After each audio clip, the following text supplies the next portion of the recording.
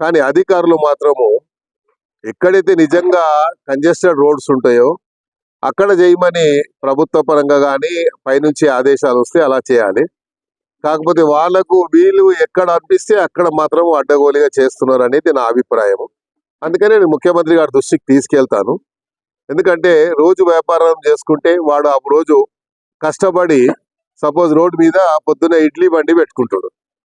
ఆ ఇడ్లీ రాత్రంతా కష్టపడి ఇడ్లీలు తయారు చేసుకొని పొద్దున రోడ్డు మీద వచ్చి పెట్టుకుంటే ఆ ఇడ్లీ బండి తీసి పడేస్తే వాడు ఆ రోజు ఏం తినాలి?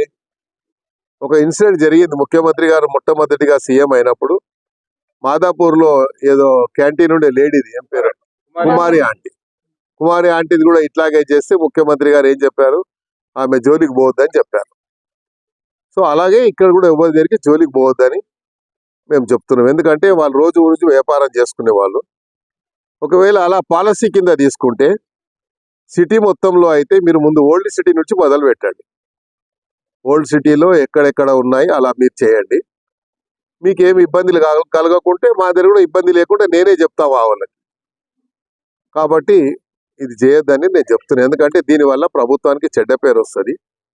ప్రభుత్వం మనకు మంచి పేరు వస్తే 4 కాలాల పాటు మనం కూడా మంచిగా ఉంటాం అనేది నా అభిప్రాయం. అందరూ వచ్చి చెప్పుకోలేరు. ప్రజాప్రతినిధి ఎవరు ఉంటే ఆ ప్రజాప్రతినిధికి చెప్పుకుంటారు మా బాధ అని. కాబట్టి రోజు మరి మాకైతే నిద్ర పడతలేదు. రోజు ఎక్కడో ఈ రోజు ఇక్కడ గుల్ల కొడతారంట, రేపు అక్కడ